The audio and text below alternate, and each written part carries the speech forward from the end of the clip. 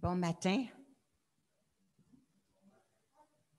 Quand j'écoutais Alain, j'avais l'impression qu'il avait lu mes notes.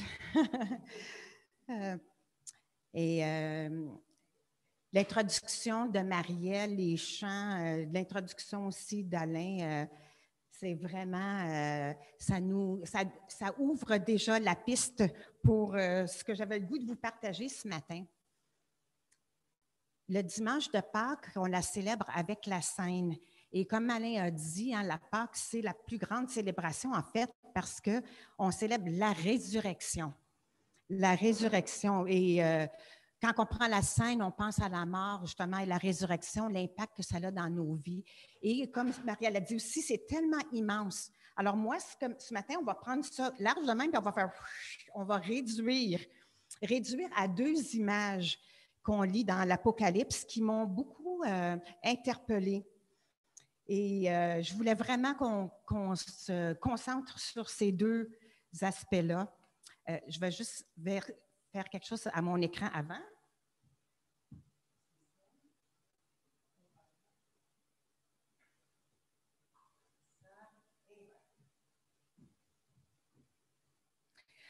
On va lire dans Apocalypse 5, versets 1 à 14.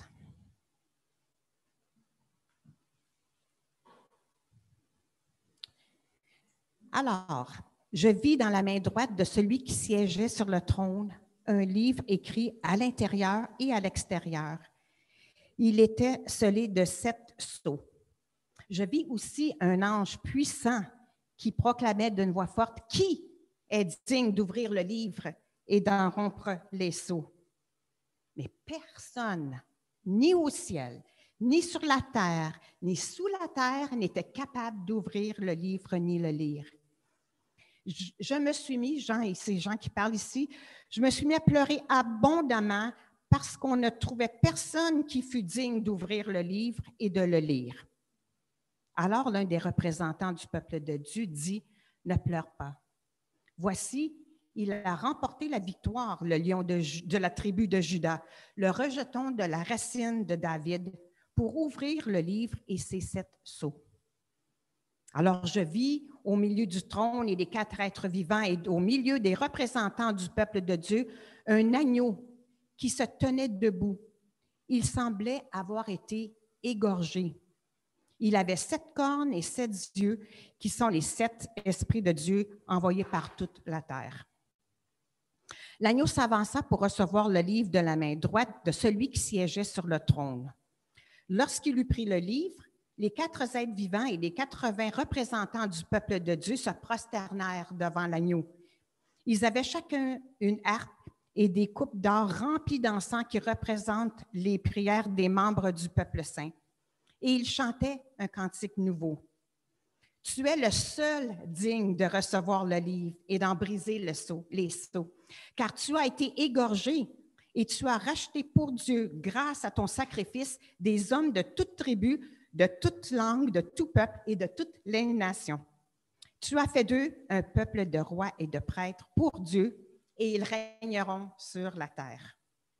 Puis je vis et j'entendis la voix d'anges rassemblés en grand nombre autour du trône, des êtres vivants et des représentants du peuple de Dieu.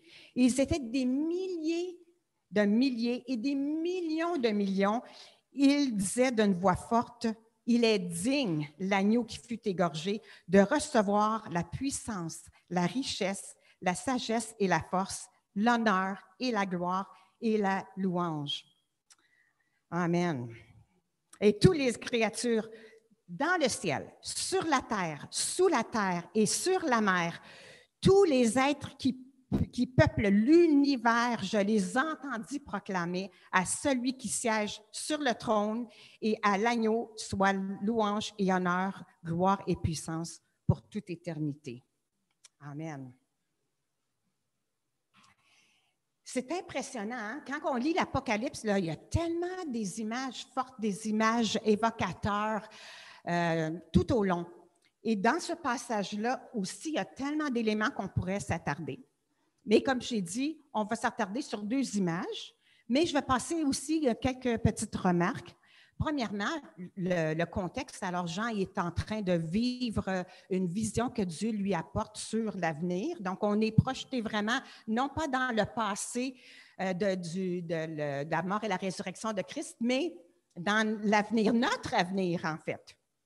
Et le livre que Dieu tient dans sa main semble contenir ses plans. Et Jean est bouleversé de voir qu'il semble y avoir personne qui est digne d'ouvrir ce livre, personne.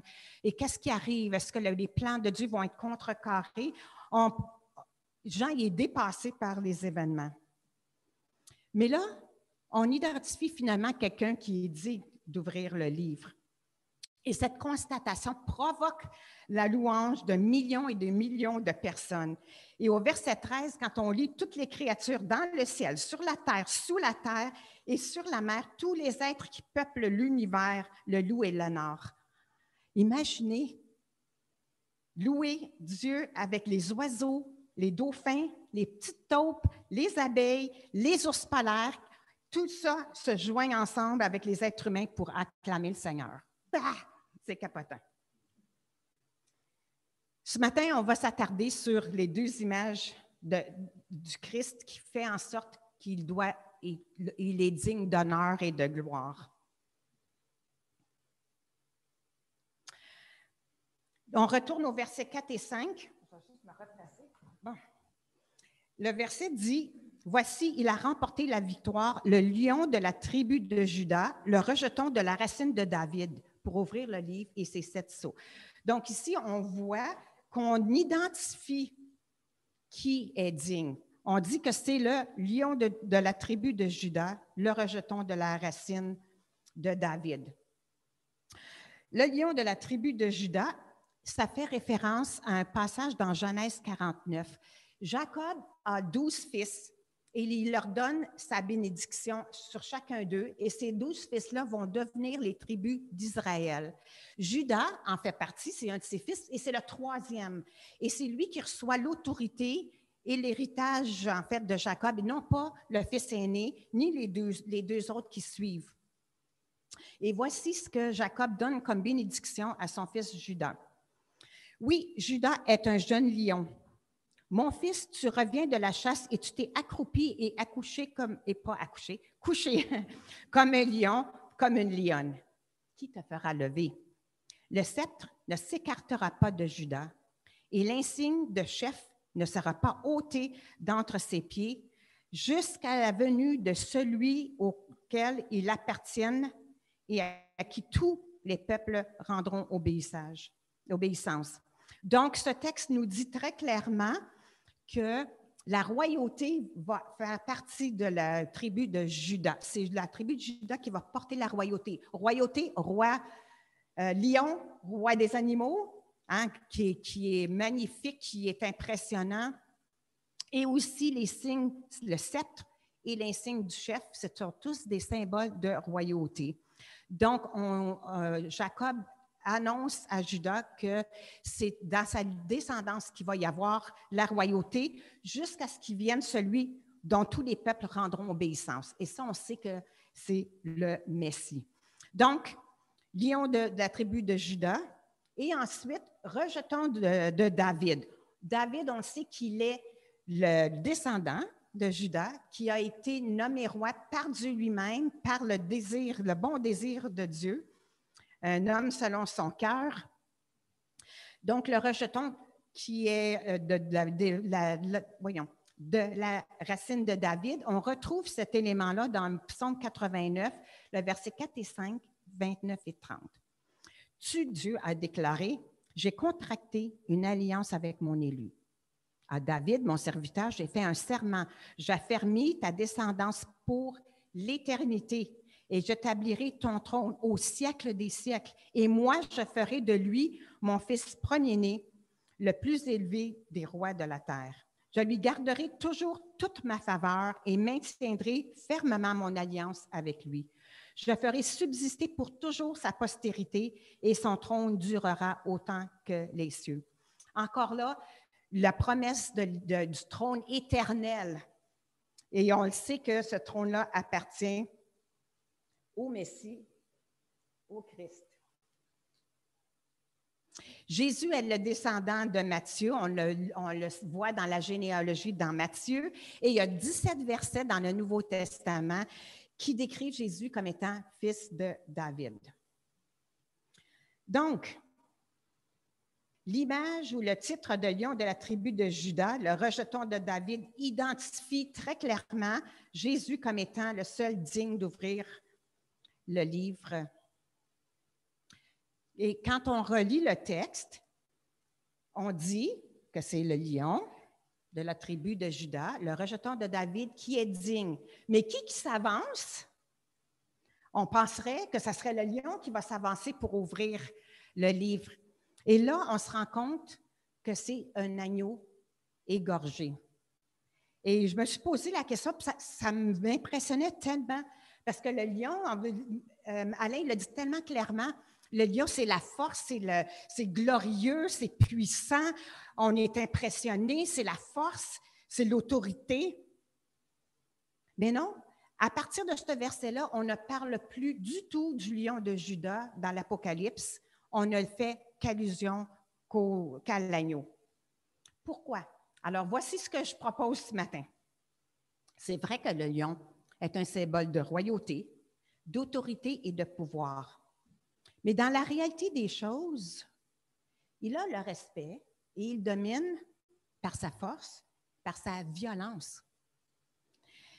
Il est un prédateur redoutable et il inspire la peur. Ça fait penser au verset dans 1 Pierre 5,8 qui dit que Satan rôde comme un lion rugissant, cherchant qui il va dévorer. C'est moins glorieux, hein? C'est pas tout à fait ce qu'on souhaite. Quel contraste avec l'agneau. L'agneau égorgé, rien de moins, qui a versé son propre sang. 1 Pierre 1,18 dit « Vous avez été libérés de cette manière futile de vivre que vous ont transmis vos ancêtres, et vous savez à quel prix. Ce n'est pas par des biens périssables comme l'or ou l'argent, non. Il a fallu que Christ, tel un agneau pur et sans faute ou sans défaut, verse son sang précieux en sacrifice pour vous. » L'agneau verse son propre sang, pas celui des autres. L'agneau dit, dans Jean 10, 18, « Personne ne peut m'ôter la vie. Je la donne de mon propre gré. J'ai le pouvoir de le donner et de le reprendre. Tel est l'ordre que j'ai reçu de mon Père. » Et cet agneau qui ne méritait pas, qu'on a lu, qui était sans tache, sans faute, de tous les êtres vivants, c'était lui qui ne le méritait pas, mais c'est lui qui l'a payé le prix volontairement pour toute l'humanité. Et l'agneau est venu non pour détruire comme un lion, ni pour juger, mais pour sauver, pour donner la vie en abondance.